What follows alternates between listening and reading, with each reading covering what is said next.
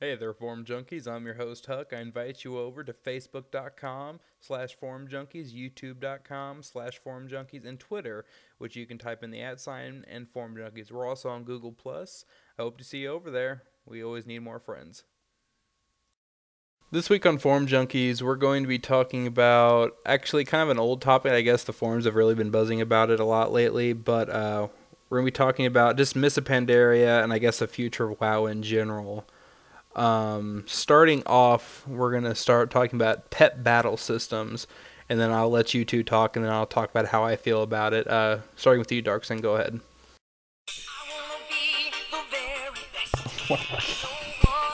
Really?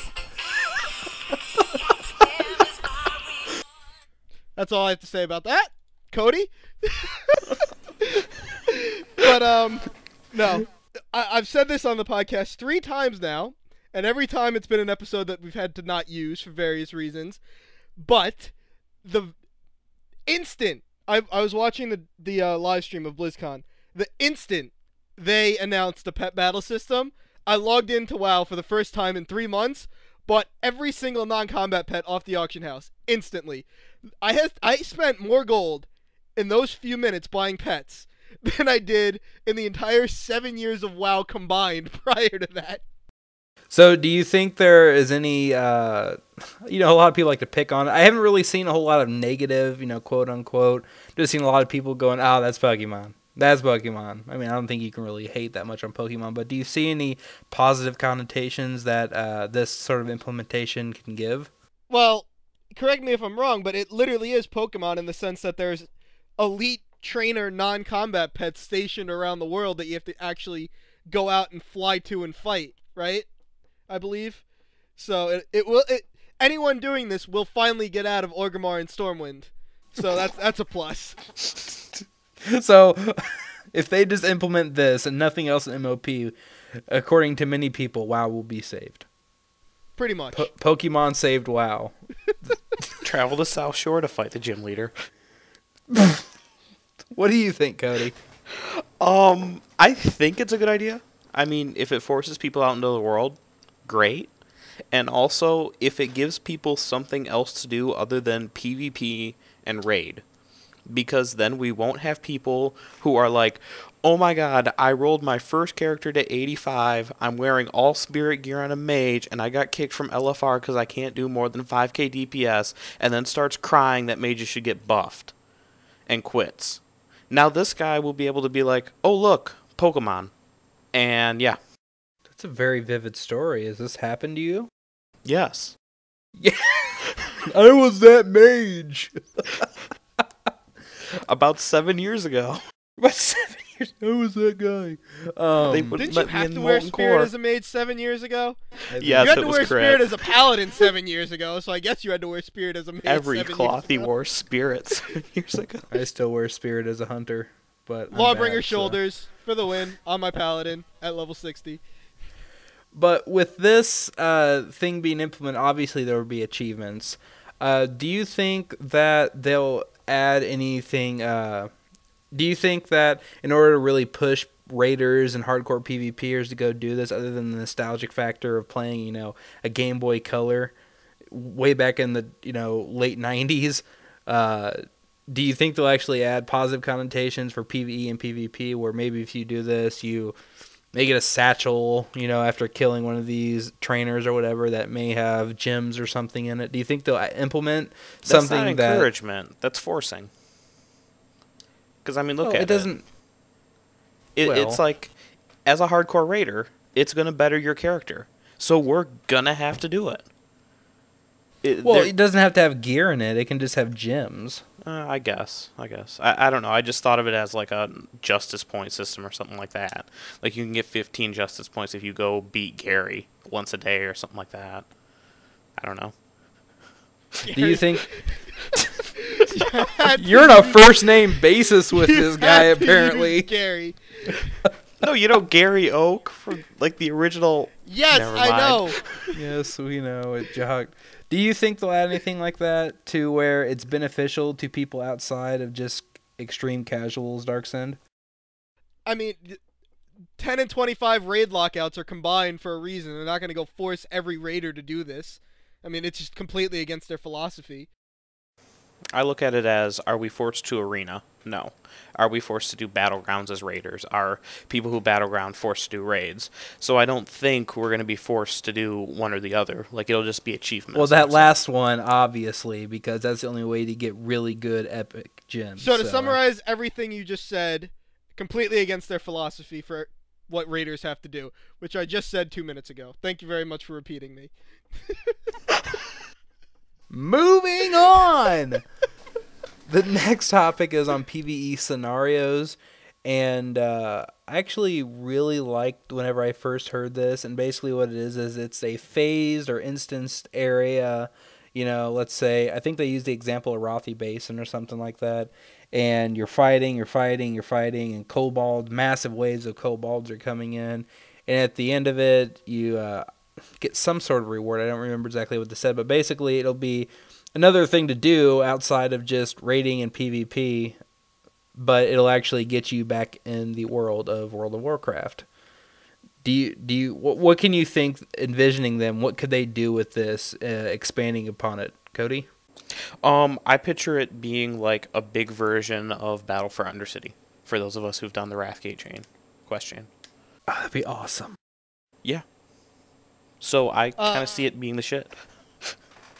What I pictured as is this is one of the things that Final Fantasy XI implemented, and it's called a Moblin Maze, where you get puzzle pieces and you take them to this NPC, and depending on how you put the puzzle together, you get a different maze every time, and it's populated with different enemies, and it's basically a time limit, and it's a hell of a lot of fun, and it's repeatable.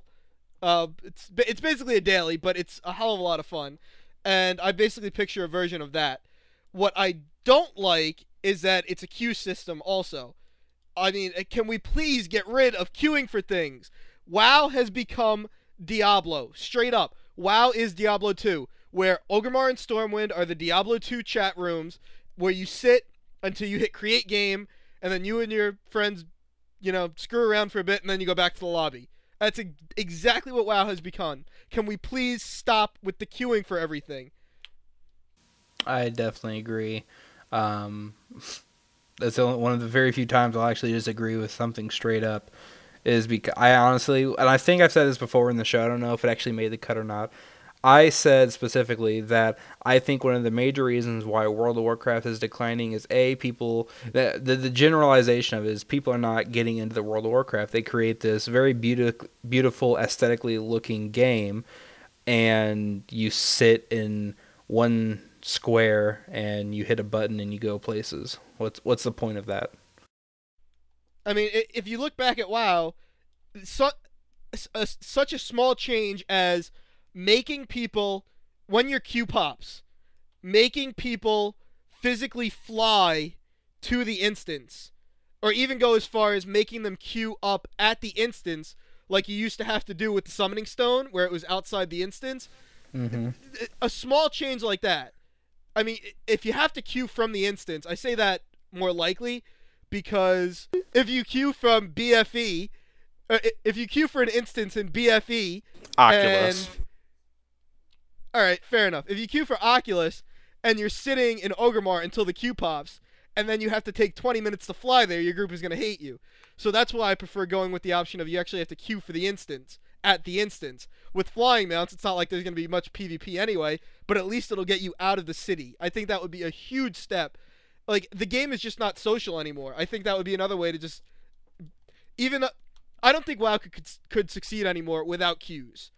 The amount of people that log in once a day, do one daily, and then log out is keeping the game going and, keeping WoW's numbers from completely falling apart.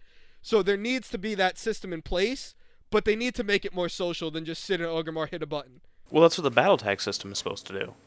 Is you can actually regroup with the people. Like, if you meet a good healer in looking for group, if they exist, you can say, like, dude, what's your name, and add him, and then it's supposed to be like the old relationship, but I mean, you already knew he was good when you invited him to, like, your Escape from Dirthold Keep run or something like that, but they're trying to add a social level to it.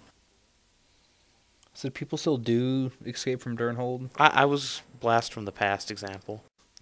That was the instance where you're like, "Oh, we're doing 5K. I need to go do some Pokemon." Its cutscenes were so long, I just sat there on my Game Boy Advance. Sorry. Crying tears of... Oh, anyways. Where was I? My mental process went out the door again. Basically, I think the way that PvE scenarios should be implemented is basically... We've already stated that you need to be able to actually go to them, stop queuing. That's how we all feel.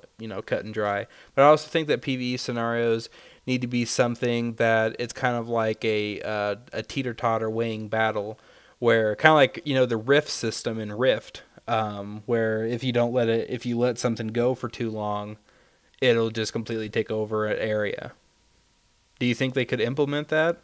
And before anybody says, that's just a rip-off from Rift, they do that with every game. WoW is a rift-off from EQ, so... A rift-off? Wasn't going to say anything. I had to. Go ahead. No, I mean, yeah, actually making you go to the instance. Like, I think the best idea would be if they did it at, like, Mount Hyjal, for example. There had to be people in Mount Hyjal to hold that tree that they planted there. If there weren't, we'd lose it. So, yeah, there has to be a reason for you to go there and fight in the scenario and encourage players to, be there and do the objectives. Do you think they could implement that sort of thing into WoW Darksend, where kind of like what we were saying, where the rifts take over? And obviously, it would not affect people leveling in that zone. It would be phased, only affect higher levels. That's what the Wings of the Goddess expansion was for Final Fantasy XI. Yes, I played Final Fantasy XI a lot. I played it simultaneously while playing WoW for a long time, so I draw a lot from that game as well. But that the entire Wings of the Goddess was basically scenarios where you go into a portal and it takes you into the past or into the future in that zone, and you're fighting. Basically, it's new zones within old content, which is basically what the scenarios are, and it was pretty seamlessly implemented. So if a game like Final Fantasy XI can do it, then I don't see why WoW shouldn't be able to do it. Granted, it wasn't their best expansion, but the concept was awesome and a lot of fun. I think they would need an incentive for you to actually want to go there and fight it back. Like, if you just pulled up your map, kind of like how Rift was, you'd pull up a map and you would just look at the zone and it'd just be covered in purple dots, and one person, you just couldn't do anything. You basically just had to leave and log out for a while or switch shards, because you can do that every 3 days, which is really nice implementation. Blizzard. I don't know. Maybe allow herbs and mining nodes at max level to be in your scenario zone, and if they take over, you can't mine or anything from there. I don't know, something like that. So, moving on, ranked dungeons. I'm gonna let you guys start off because I'm still formulating my thoughts on this. Starting with Darksend. The fact that you can they finally put in a system where you can scale all the gear to say no matter what eye level your gear is, when you zone in, all your gear is going to be scaled to 50 levels below that, because that's the cap for the instance. I think that the fact they're adding that in is a huge improvement to the game engine. That's something that they've been lacking for quite a while, and I'm glad that they can finally do that within their game engine. So, any other feelings aside, that is a huge plus just for that reason. The fact you don't get loot from completing dungeon challenges, again, like we were talking about, I don't like it, because I don't think anyone's going to do it if you're not getting real loot for it. I mean, cosmetic stuff only. I'm sure as hell never going to run it if it's just for cosmetic stuff. But at the same time, I want to prove, hey, you guys suck. I just did this in 2 minutes. You can't even beat 5. So, I mean, there is that showmanship that... And the rage from Tank Spot now ensues Darksend's... This guy just wants to talk about how badass he is. That's basically what it is, though. I mean, your entire server is going to see, hey, I beat this dungeon in 5 minutes. Next place, 25 minutes. What now? My group owns. You guys suck. I mean, it could cause a lot of drama, or it could be really awesome. Well, but it's again, the same way. Sorry. But what I was gonna say before I distracted myself was, I hate the fact it's not dropping real loot, but at the same time, because it's not dropping real loot, Blizzard's holding to their philosophy of not making raiders do something other than raid. So it's kind of a double-edged sword there.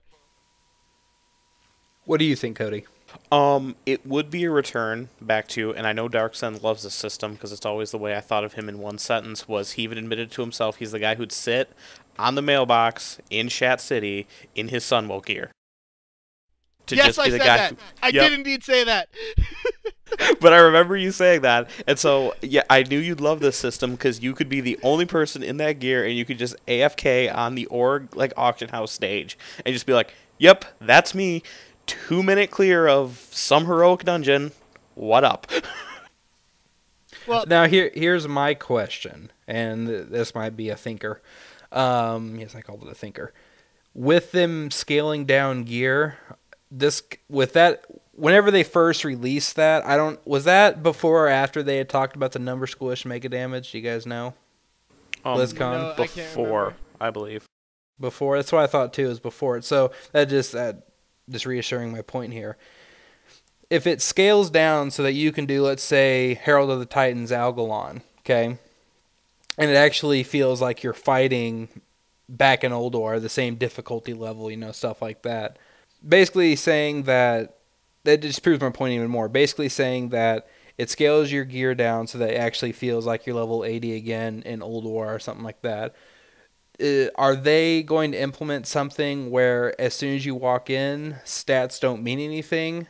Not necessarily just scale your stats down. I shouldn't say stats. Scale your base health down, because right now, even without like any gear on, what do we have? Like still 70k health, something like that? That'd be pretty ridiculous still in Old War. Are they going to squish the damage, or just squish the numbers in general like they were talking about, or is that just going to be a PvE, or sorry, not PvE scenario, ranked dungeon specific thing? I believe they said rank dungeon specific, and they said they would remove the gear so that stats would be normalized. So how I took that is I wouldn't take it as they're normalizing for like a raid, so we can go back and do Ulduar like it was at level 80 in Ulduar gear. I took it as everyone's on the same playing field. So it's that... Darksend. Blizzard has said the reason we won't do classic servers or BC servers or whatever is because the content's been out, it's been done, and we do not support old content. So for that reason alone, I do not see them doing anything except for Mr. Pandaria stuff. Just that Blizzard has flat out said we do not have the development team and the QA to support old content. So my theory is completely out the window at this point. Moving on. The next topic is actually a really cool one, and I'm actually pretty excited about how this is going to happen. They're trying to bring back World PvP, and before the show, you were telling me, Cody, about how, a couple things they were saying, just reminding me what they had said about how they want to have, hubs and stuff like that. Why don't you start us off and talk a little bit about how, not especially all of the, Azeroth, but just Pandaria, how will the neutral city, or, how will each faction have a home, basically? Well, what they said they wanted to do in Pandaria is they wanted to remove, the central neutral city, the Shattrath, the Dalaran. How they said they were going to break it up is into multiple PvP flagged, towns that would have your auction house, they'd have your bank, your repair, stuff like that, but they'd be scattered. And so I'm not sure how it actually worked, but they said you would be encouraged to take them from the other faction, but, overall you couldn't lose all of them. But it basically means that you could have PvP in Dalaran, is what it sounded like to me, was you could walk over to the Horde Quarter and just start murdering them if you felt like it.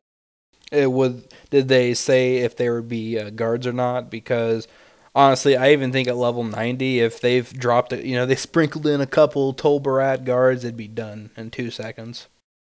No, they didn't. They didn't say if there was guards or not, so I don't know. I remember the beta, the PTR for Nax when they put guards in Lights Hope's Chapel. If you had been on the PTR, I've said this before, you would have seen why they did that. but that was the worst day in WoW ever, is when they put those guards in. And then they put them in again in Silithus. It was like, oh, come on, Blizzard. You're just killing world PvP. But to change games a sec, I want to... stupid form. The form bit him, apparently. Every time I want to change a page, I get a pop-up. Are you sure you want to leave this page? You're going to be redirected from your text, and you'll lose your text every single time I click on something because of the quick reply button at the bottom. But, so, granted, again, it's a completely different game, but Guild Wars 2 is basically spitting on WoW and saying, you guys lost a huge opportunity here, and we're going to take full advantage of it. And their new system is basically a 2-week-long Alterac Valley. An Alterac Valley that resets every 2 weeks, but unlike AV, where once you kill a tower, it's done. I can't say the word constantly. Are you 12 or something? Just spit it out. It's if going you know what to I be... mean.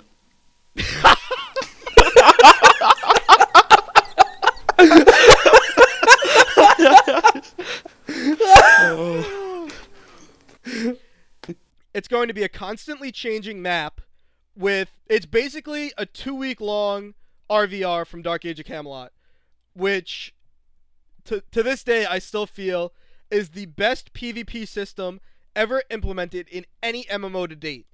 And Guild Wars is basically straight ripping it. And I can't believe WoW has never done anything like it before. And it's a very long post, so hopefully Huckle... Didn't we kind of talk about this, actually? Even though it's a different game, hopefully Huckle let me post the link to it in the video portion of this. Did you just call me Huckle? No. That's the link. I think we actually already talked about this. I think this was a couple episodes ago. It was the Warfront thing. It was a post from the MMO champion guy, the Drunk, I believe his name was. Wouldn't that basically be the same thing? Granted, it's not Blizzard saying it. It's some guy saying, hey, let's do this. Do you think it...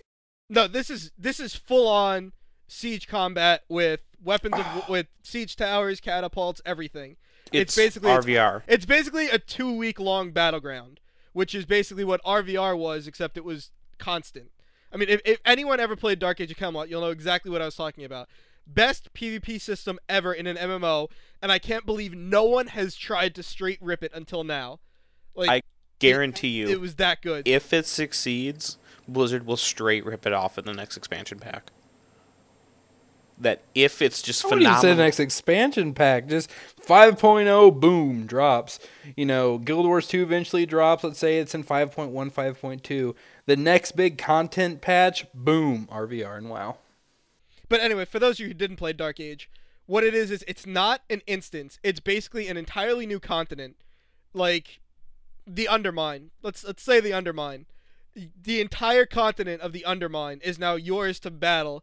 And there's towns littered all across where you have to fight with the other faction in a constantly going back and forth battle for control of the Undermined. And it's literally the size. The region in and of itself is the size of a Northrend or an Azeroth. Like, it is absolutely huge, not just the size of a battleground. We're talking hundreds and hundreds of people in there at once, and it's just constantly changing. Battles going on at all times. Unfortunately, to make this work, the 8v8 is what really made it great. You could get some amazing combos with that, and I'm not sure if a 5v5 can support that level of combat. You know what this is going to be. Blizzard already has a system implemented. That's going to be our Outlands remake. Oh my god. Yeah. This kid's fired.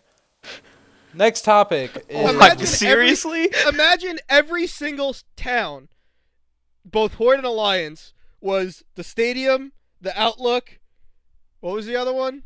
The Ruins of something? I don't know. Or the Zangarmarsh Twin Ruins.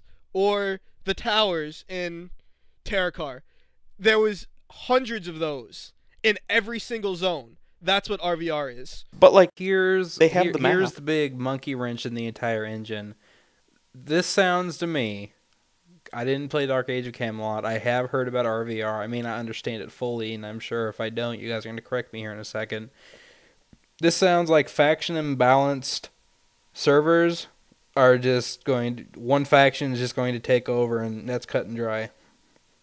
Well, considering you can make Horde and Alliance on, and you can you mail heirlooms back and forth between Horde and Alliance? You can, Yep. right?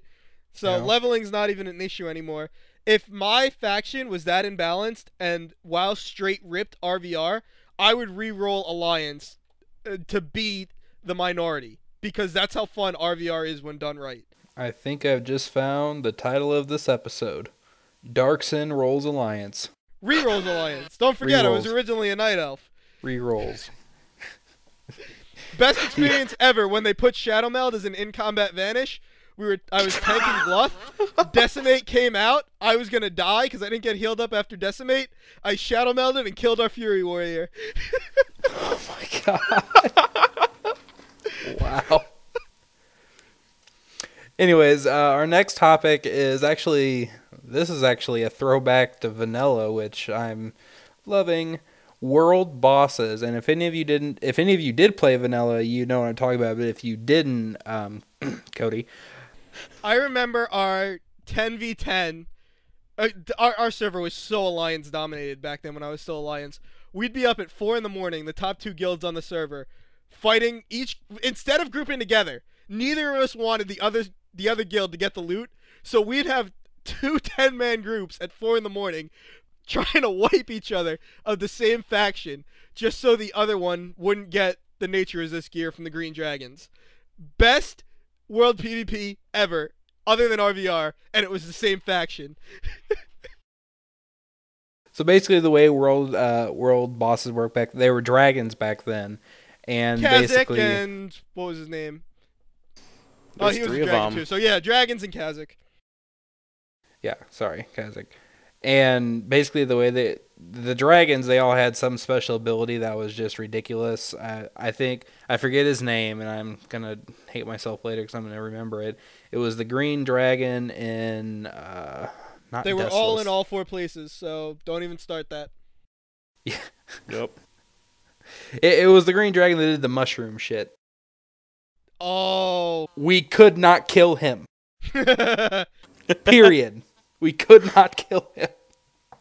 But the way they basically worked out is they're randomly placed, and you can kill them and you get gear. And kind of like what Darksend just said, people like to grief other people. With them implementing that back into with Mr. Pandaria, do you think that I was right. it'll be Emerus, I believe. Yep, Emerus. That was my initial yeah, thought. that's right. Do you think that it'll be Pandaria specific with, the Shah or whatever like that? Or do you think they're actually going to bring back across all of World of Warcraft, Azeroth, hell, even Northrend? Do you think they will implement those world bosses? And with the world bosses being implemented, do you think that they will start taking away, what is it called? The, not rare spawns specifically, but the mounts drop from rare spawns and put those maybe on the world bosses? Well, to start it off, Duskwood, level 20. Ashenvale, level 20. Faralos, level 30 or 40, depending on what part you were doing. And where's the 4th one? I can't remember. Darkshore. No, Hinterlands. Shoot. Yeah, that was Hinterlands. Hinterlands. Hinterlands, so level 40. Saradigm or something like Were that. any of those level 50? Or any of those level 60? Let's see. 20, 20, 30, 40. Nope, doesn't sound like 60. You can fly anywhere now. I mean, it'll get people out of Orgrimmar. Who cares if it's getting them new content or not? I hope they put them, 100 different places. Yeah, the more places they can spawn, honestly, the better. Because, like a throwback to EQ, you have, guild scouts just running around looking for the spawns to get them before the other guild on your server. Do you think this would be another way for them to implement the problem? What made Wrath Lich King really awesome, with Lich King being the final boss, not only was the fight itself really good, the fact that you saw him at every corner in the quest line of each zone, really brought home him as a bad guy.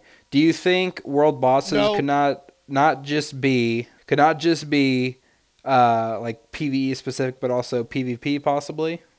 Like maybe not necessarily like a faction leader, but maybe the faction leader's like right hand man or something like that. Like what's his name? Etrig. He was Thrall's like main advisor. Now he's Garrosh's. I could see that, actually. Now, Darkson, what were you saying? No, I don't think so. No. Force it if and like if current tier epics drop by raiding your enemy's capital, then that would just no. Well, I'm not saying he would be stationed in Ogremar. I'm saying, Garrosh or whoever at that time, come on, Thrall, you can come back at any time now, basically sends him to, let's say, Pandaria to a stronghold and, you kill him. I don't know I if could see that would that work working. for lore reasons. Yeah, the lore would be the hard reason, because then we'd have to be killing off, every high-ranking military But at the official. same time, they've stated that they don't want to implement bosses anymore that you don't know anything about. Well, we don't know anything about any of the bosses in Pandaria, so that's out the window. Well, that's because they also said, that they want the lore to be gained through actually in-game rather than having to go outside and read. So a lot of the quest lines are going to show you a lot of the big bads and the really good guys. Do you know Wasn't that how supposed to much happen money in they've made Cataclysm? off of me from buying their books? They're screwing themselves over. I own every single WoW book. Every single WoW novel, I should say. You know how Release much more money- novels, damn it! Do you know how much money they make from subscribers? I'm just about to say. None for me, though. I don't pay a subscription fee. What? Long Anyways, story. where was I? Where Let's- were we? I am not exploiting anything. I am legally not paying for WoW. And Blizzard knows about it. Next week on Forum Junkies, we learn about how Darkson no longer has a WoW subscription. They found the glitch and they fixed it. Anyways, let me finish what I was originally thinking. With world bosses coming back, and I mean, I honestly think they should be in every part of Kalimdor, Eastern Kingdoms, blah blah blah, but especially Pandaria, and they want to implement more lore through the quest and the side stories in the game. Actually, do you think that world bosses could actually be significant characters in the unfolding lore? Darkson? No, that's the question. That's the reason I said no before when I was gonna cut you off and say no. That's the question I thought you were gonna go with. No, because they said we want big bad guys, but we don't want that one big bad guy like Illidan or the Lich King was. So once that this even though you had Rag too, in addition to Deathwing, this expansion was always the expansion you killed Deathwing. They're not gonna. They said they are not gonna do that. So unless we see like 8 different bosses, at every turn, and any of those 8 could be the last boss, then maybe. But they said they do not want a big bad guy. That it is the expansion you kill them. Well, the world bosses don't have to have one central bad guy. They didn't in vanilla. The dragons weren't related to like Doomlord, and he wasn't related, I guess, to the mobs and. Well, I was Sith. thinking more along the lines of because Huck said like we saw the Lich King and we saw the young Lich King leading us through that quest chain through Ice Crown. I thought he meant, are we going to see more stuff like that as the world? Not necessarily as the main boss, but, how about this? What was it, 4 or 5, heck, maybe even 6 zones on Pandaria. And on each one, whenever you're questing, there's this, this one guy that you're traveling with, and maybe, or you're on your quest line through each zone, you're going against PvE-wise this one guy, and then he turns out to be the world boss. A world boss. Do you think that could happen? Yeah, Possibly, would but completely again, work. I'm putting a lot of faith in things Blizzard has said, which is usually a bad idea, but you know, with so little we know. But again, Blizzard said one of the mistakes they made that they felt with Cataclysm was from quest 1 till you got the achievement for that zone, it was one storyline through the entire zone. And they said they don't want to do that. It was like that in the Old Republic also. If you were trying to meet up with someone and quest with someone, unless you started the zone from quest 1 with them, you could never meet up because your quests were just so screwed up. And I think that's kind of what Blizzard is trying to do, where there's 7 or 8 different storylines to a zone. So maybe one of them can be predominant and the other 6 can be very minor, but they don't want predominantly one storyline or even 2 storylines from start to finish in a zone. They want, you can do, if there's an achievement, if there's 100 quests, they want the achievement to be complete 30 quests in the zone. And you could pick any of the 7 paths. All of them have 30 quests. I think that's what they're trying to go for now. Here's my question, kind of going off the trail a little bit here. Anyways, restart what you were saying, Cody. Shut up, Darksend.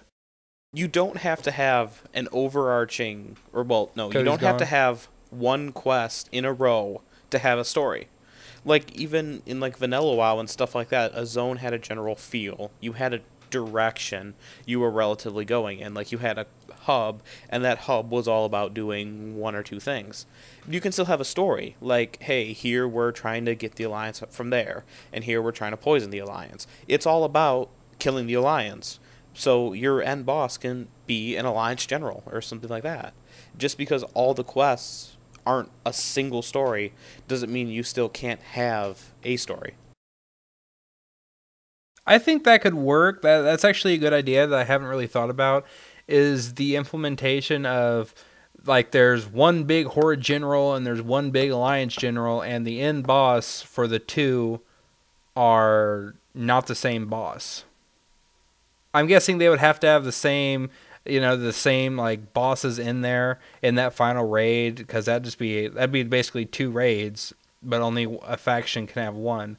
But anyways, continuing what I was actually thinking, I don't know if, what you just brought up is kind of a niche against it, but I don't know if they can really get away with not having some sort of big bad in the storyline, honestly, because Deathwing, honestly, what's the problem with Deathwing other than most people don't like the encounter? Lore-wise, what is the problem with Deathwing and Cataclysm? The fact that all he did was show up to nukes and level 30s, and that's about it. You really didn't see him. And at the end of Twilight Highlands, that was a huge problem, especially for me at least. And I know a lot of people complain about that as well. If you want the end boss to actually mean something, I think you have to have him show up in the quest that you do, or some sort of lore end game that you do. It wasn't as in Wrath of the Lich King. You saw the Lich King at every turn. In Burning Crusade, you didn't really see him at all, but you were there after the aftermath of him. There are demons everywhere and such like that. So, do you think they could get away again with not having the one big main boss actually show up a lot? We did in Vanilla. Vanilla, it was each part of the world had one overarching bad guy. You had the insects in Southern Kalimdor. You had, like, Ravage Orcs in Southern Eastern Kingdom. In Northern Eastern Kingdom, you had the Undead. In Northern Kalimdor, it was all the Emerald Dream type crap. And so you had all these separate storylines and separate overarching bad things, and they all got resolved in their own raid tiers in their own ways. Why couldn't we do it again? So, since the preface of this last topic was to tie it back in with Vanilla, there is one thing. Some friends and I on another forum, a non-WoW related forum, we're talking about this, and what Blizzard needs to do, and what they screwed up with again this expansion, was ZA and ZG should have been released at launch. Get rid of heroic 5-mans. Blizzard, I am imploring you to get rid of heroic 5-mans. Have a level 86 dungeon, a level 87 dungeon, a level 88 dungeon, a level 89 dungeon, and then about 4 or 5 level 90 dungeons that are considered the normals, and then 4 or 5 more completely separate instances that are considered heroics. That way there's a true stepping stone of progression. One of the best things about Vanilla and Burning Crusade, Vanilla, you had Lower Spire and Upper Spire, Stratholme, Scholomance. In Burning Crusade, you had Shattered Halls, Arcatraz, Botanica, Caverns of Time. You had all these instances that were designed as level 80 normal instances, and you had to go through those to get to the heroics. There needs to be some progression at the 5-man level, and redoing the same dungeon over as a heroic is just, it's a bad mechanic. Please get rid of that system. It worked so well in Vanilla.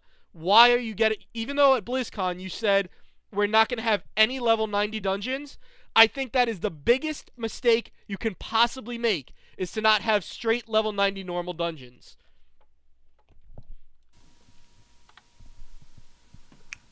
Okay, I'm just going to wrap up the episode then. We're kind of running a little bit long.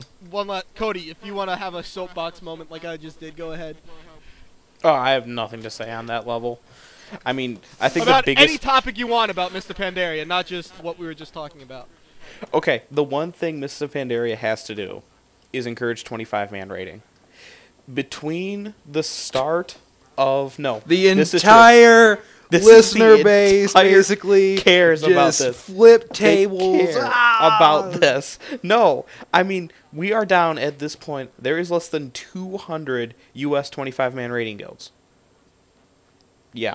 If you make a 25-man rating guild, you probably stand a chance of being top 100 if you raid more than 3 days a week. Because there's that few. So Blizzard has to do something to encourage us to keep raiding 25-mans. And I mean, what is it going to be? Well said. The current split is just stupid.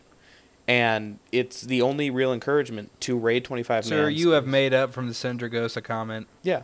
The only real encouragement to raid 25-mans is the extra loot to help have a better chance of being more prepared for the next tier. And that's the only reason hardcore 25-mans are running it. And if they don't keep this up, then we're going to start seeing 10-man world first guilds. And I'm sorry, but at that point, I'll probably raid a 10-man guild. I'd say I'd cancel my account, but I'd probably just be a 10-manner. That's all I have to say. I'd say what everybody else says and go, I'll quit. And in reality, I'll just be playing a 10-man guild. Like, oh, what's up, guys? I was in a 10-man guild for a while. It wasn't that bad. We were pretty good friends. Server third, represent, yeah. Anyways, that concludes our episode. If it's a little bit choppy in places, it's because Darksend went completely robot on us there for a while. Otherwise, the reason why there was a little bit of a change in the way and what kind of episode we did is basically the forums suck right now. I'm just going to throw it out there. There is not a single good post out there. That's really just a cover-up because he said he saw Mist of Pandaria Alpha starting on MMO's front page, and he's like, ooh, we have to jump on the bandwagon. That's the real reason. Don't let him tell you otherwise. The real reason is that Darksend isn't looking up posts. Someone had said it. That is not the real reason. Do not listen to Dark. Well, you know, I don't even have to worry about if they listen to you, Darksend.